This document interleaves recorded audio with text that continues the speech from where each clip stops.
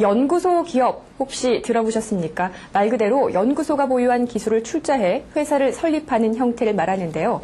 기술 개발에 그치지 않고 정부 차원에서 상용화까지 지원하겠다고 합니다. 원자력 연구원에서 출발한 벤처 회사의 경우가 좋은 본보기가 되고 있습니다. 방사선이나 항암 치료 환자들이 가장 두려워하는 것은 바로 면역 조절 기능이 손상된다는 사실입니다. 때문에 이와 같이 손상된 면역 조절 기능을 회복시켜주는 물질에 대한 연구 개발도 활발합니다. 한국원자력연구원이 개발에 성공한 이 생약 물질은 방사선과 생명공학을 결합한 융합기술의 결정체입니다. 융합기술을 이용해 당귀와 청궁 등 생약제에서 우수 성분만을 추출해 이를 다시 조합해 만든 신물질입니다. 각각의 효능을 가지고 있는 생약제를 그대로 사용하는 대신 추출물끼리 조합해 새로 만든 일종의 복합물입니다. 대개의 경우 방사선을 받으면 면역, 소화, 조혈 기능 세포들이 손상되는데 이때 세포 손상을 억제하는 생약 복합물을 투여할 경우 주요 기능을 빠르게 회복시킬 수 있다는 겁니다.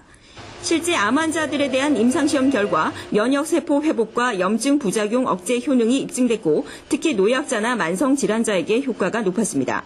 대부분이 최종적인 효과를 위주로 검증을 했죠. 근데 의약품으로 가기 위해서는 그 중간에 작용하는 어떤 메커니즘, 작용 기전 혹은 유효 성분 이런 것들을 다 하나씩 다 규명을 해야 되는 것이 더 남아 있습니다.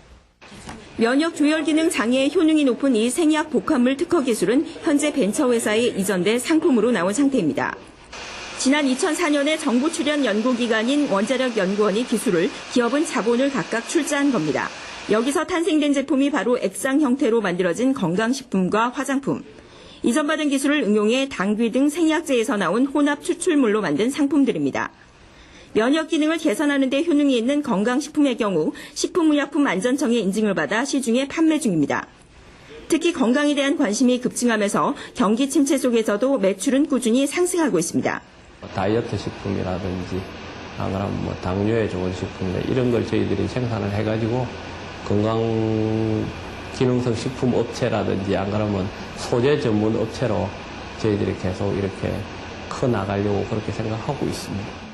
앞으로 천연물을 이용한 신약 개발에도 주력해 노인성 질환 예방과 발모제, 아토피성 피부 치료제 등으로도 출시될 것으로 보입니다.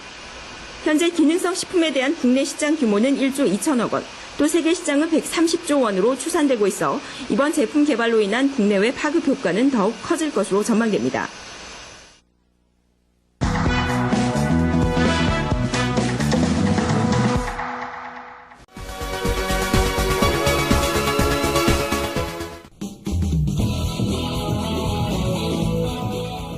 현대인의 생명을 위협하는 대표적인 질환, 암.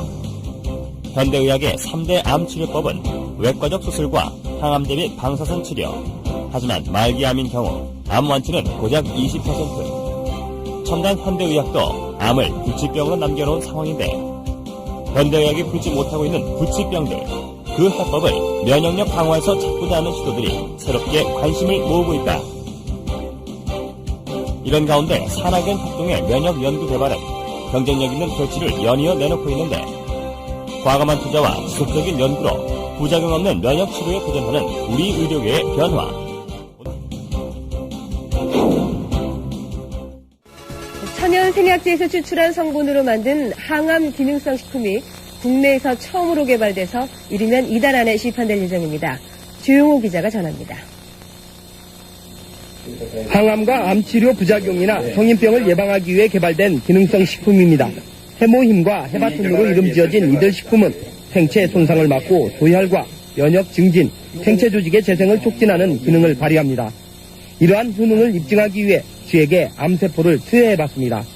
암세포가 계속 전이되는 왼쪽 쥐와는 달리 기능성 식품을 투여한 오른쪽 쥐에서는 암세포 억제 효과가 나타났습니다. 이번에 개발된 이 두 기능성 식품은 해바라기와 당귀 등 우리의 전통 한약재에서 그 성분을 추출했습니다. 생명공학과 방사선 기술로 천연생약제를 조합해 새로운 복합 물질을 만드는 방식을 썼습니다. 각각의 성분들을 분리를 해서 그것의 각각의 효능을 검증한 다음에 효능을 극대화할 수 있게 다시 그 성분들을 재구성한 겁니다. 종전의 천연생리 활성물질은 항암 효능에 한계가 있고 독성까지 강했습니다. 하지만 이번에 개발된 항암 기능성 식품은 여러 성분을 조합해 효능을 높이고 독성은 없앴습니다. 이들 항암 기능성 식품은 원자력 병원 등에서의 임상시험과 병행해